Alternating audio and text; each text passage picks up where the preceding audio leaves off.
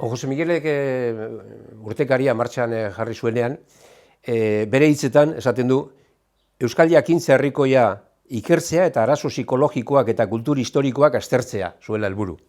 Baina bildutako materialari doktrina paragrafoei baino garrantzia eta hedadura handiagoa emanaz. Hau da, gertaeraren objektibotasunari lehentasuna emanez iritsi edo doktrina subjektiboei baino gehiago, ez?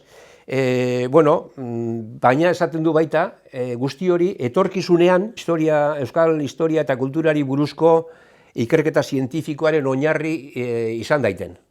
100 urte pasatu dira eta gauza asko aldatu dira gure inguruan, ezta?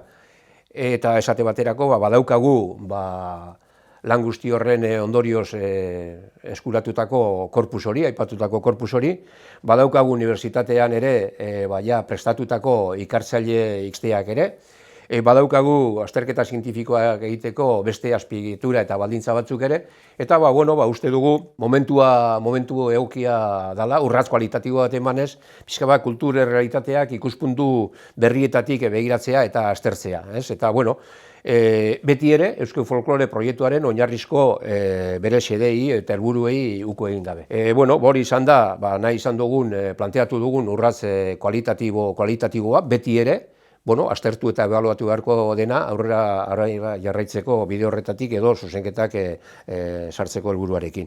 Eta horrekin batera, beste helburu batzuk ere, esate baterako, ikerketa ildo eta gai berriak ere planteatzea, aldizkari zientifiko batentzat gaur egun dauden baldintzak eta ezaugarrietara ere egokitzea, unibertsitatera hurbiltzea beraien ekarpenak ere jasotzeko eta baita jarraitu kontatzen etnografia arloan lanean ari diren hainbat eta hainbat elkarte kulturalekin, eta besteak beste, euskararen presentzia ere areagotzea urtekariaren argitalpenean, oinarrian mantentzea bere izaera, hau da, urtero ale bat argitaratzearena.